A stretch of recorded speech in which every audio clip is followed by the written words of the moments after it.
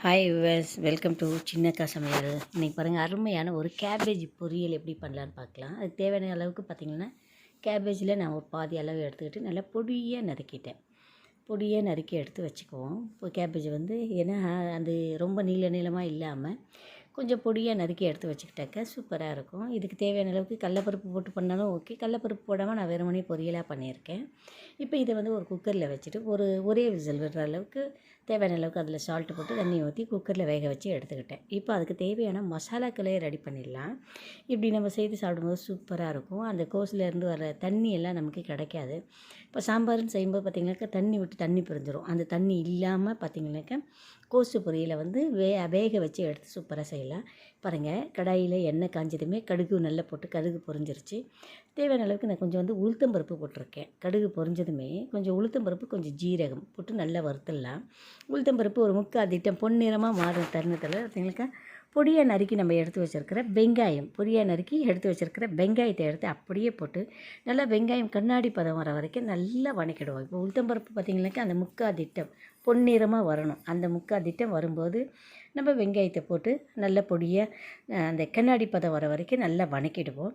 இப்போ இதுக்கு வந்து நான் பச்சை மிளகாய் பயன்படுத்தல, வரமிளகாய், காஞ்ச மிளகாய் தான் பயன்படுத்தின்னு இருக்கேன். ஸோ வெங்காயம் போட்டு வெங்காயம் நல்லா வணங்கட்டும். சூப்பராக இருக்கும் இந்த பொரியல். காய்கறிகளை வந்து நம்ம குழம்புல சாம்பாரில் போட்டு நம்ம செஞ்சு கொடுக்குறத விட இந்த மாதிரி ஏதாவது ஒரு வித்தியாசமாக செஞ்சு கொடுத்தா மட்டும்தான் பசங்க அதை விரும்பி சாப்பிட்றாங்க. இப்போ நம்ம செய்கிற இந்த பொரியல் அப்படியே ப்ரெட் மேலே வச்சு கூட நம்ம கொடுக்கலாம். பசங்க அதை விரும்பி சாப்பிடுவாங்க. இல்லை இந்த பொரியல் அப்படியே கையில் உருண்டையாக உருட்டி நம்ம போண்டா மாதிரி கூட செஞ்சு கொடுக்கலாம். அதையும் விரும்பி சாப்பிடும். ஸோ வெஜிடபிள்ன்றதை பார்த்தா நம்ம பிள்ளைங்களை சாப்பிட வைக்க இப்படிப்பட்ட சில மெத்தடுகளை தான் நம்ம பயன்படுத்த வேண்டியதாக இருக்குது. டைரெக்டாக வெஜிடபிள் சாப்பிடுங்க அப்படின்னாக்கா சாப்பிட்ற சூழ்நிலையில் இப்போ பிள்ளைங்க இல்லை. ஸோ பாருங்கள், வெங்காயம், காஞ்ச மிளகாய், கருவேப்பிலையெல்லாம் போட்டு நல்லா வதக்கியாச்சு. நல்லா வதங்கிருந்து இதுக்கு தேவையான அளவுக்கு சால்ட்டு போட்டாச்சு. கேபேஜை வேக வச்சு எடுத்துருக்கோம், அதுலேயும் தேவையான அளவுக்கு சால்ட்டு போட்டோம். சால்ட்டு வரைக்கும் நம்ம டேஸ்ட்டுக்கு தகுந்த மாதிரி பார்த்து செய்யுங்க. இப்போ நம்ம நறுக்கின தக்காளி, பொடியாக நறுக்கின கொஞ்சமாக, அதாவது 2 தக்காளி தான் போட்டு நல்லா அந்த தக்காளியையும் வந்து ரொம்ப இறுகிட்டோம். அந்த தக்காளியோட பச்சை வாசம், தோல் இதெல்லாம் போய்ட்டு எண்ணெய் பிரிகிற மாதிரி இருக்கும். அந்த மாதிரி ஒரு தருணத்தில் நம்ம பார்த்துக்கலாம். சூப்பராக இருக்கும். உங்களுக்கும் கண்டிப்பாக பிடிக்கும். பிடிச்சிருந்தா ஒரு லைக் கொடுங்க. உங்களோட கருத்துக்களை கமெண்டில் பதிவிடுங்க. மறக்காமல் சப்ஸ்கிரைப் பண்ணுங்கள். பாருங்கள், அவ்வளவு சூப்பராக அந்த தக்காளியோட அப்படியே நல்லா வந்து தோல் உறிஞ்சி அப்படி நிற்கிற போது நமக்கு தேவையான அளவுக்கு பொடியை நம்ம திருகி எடுத்து வச்சுருக்குறோம் இல்லையா, பூ போல் தேங்காய், அந்த தேங்காவையும் இந்த பெரட்டல்லையே போட்டுடணும். இதிலையே போட்டு தேங்காயோட பச்சை வாசம் போகிற வரைக்கும் நல்லா பெரட்டிடணும். அப்போ தான் வந்து பொரியலுக்கு சூப்பராக இருக்கும். பொரியல் வந்து டைட்டாக, அதாவது தண்ணி இல்லாமல் சூப்பராக நமக்கு கிடைக்கும். இப்போ பாருங்கள், நல்ல தக்காளியோட அந்த ஈரத்தன்மை வந்து போயிடுச்சு. ஈரத்தன்மை போனதுக்கப்புறமா நம்ம திருகி எடுத்து வச்சுருக்கிற தேங்காய், சால்ட் இதெல்லாம் போட்டு பார்த்து அவ்வளவு டேஸ்ட்டாக இருக்கும். நீங்கள் செய்து கொடுங்க, கண்டிப்பாக உங்களுக்கும் பிடிக்கும். பிடிச்சிருந்தா உங்களுக்கு ஒரு கருத்துக்களை கமெண்டில் பதிவிடுங்க.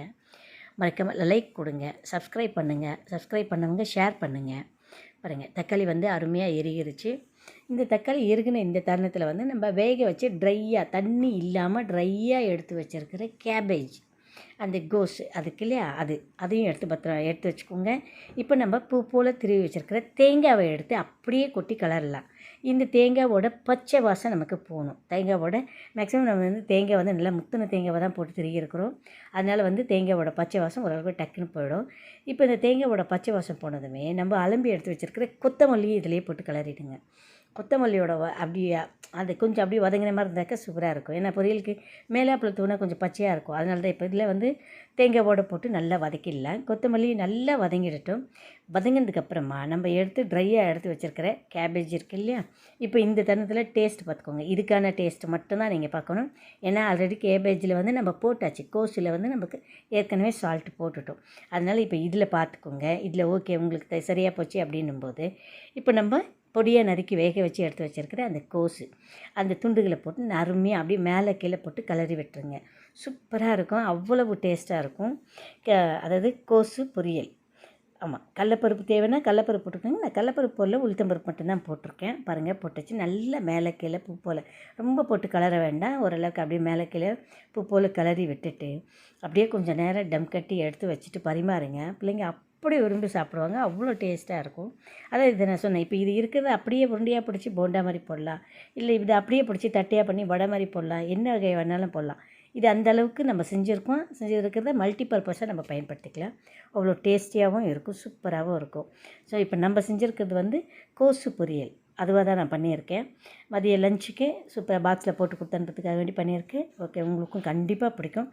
பிடிச்சிருந்தா ஒரு லைக் கொடுங்க. உங்களோட கருத்துக்களை கமெண்டில் பதிவிடுங்க. மறக்காமல் சப்ஸ்கிரைப் பண்ணவங்க ஷேர் பண்ணுங்கள். சப்ஸ்கிரைப் பண்ணாதவங்க சப்ஸ்கிரைப் பண்ணுங்கள். பக்கத்தில் இருக்கிற பெல் பட்டனை அழுத்த மறந்துடாதீங்க. நீங்கள் அதை அழுத்தும் பட்சத்தில் என்னோடய பதிவுகள் உடனே உங்களை வந்து சேரும். அதுக்காக தான் பெல் பட்டனை அழுத்த சொல்கிறேன். ஓகே, அருமையான சுவையான டேஸ்டியான ஒரு கேபேஜ் பொரியல், கோசு பொரியல் தயாராகிடுச்சு.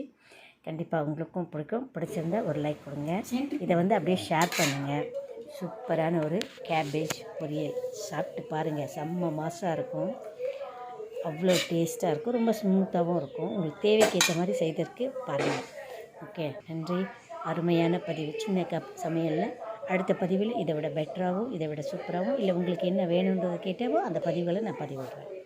ஓகே, நன்றி.